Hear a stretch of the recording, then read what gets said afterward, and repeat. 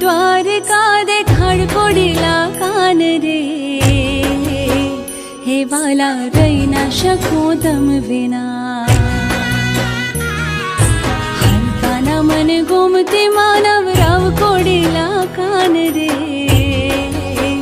हे वाला रैना शकू दम विना।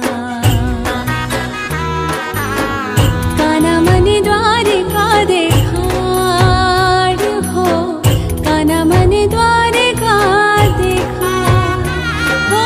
हलकाना मन गोमते मानव राव कोडिला कान रे, हे वाला रैना शकू दम विना।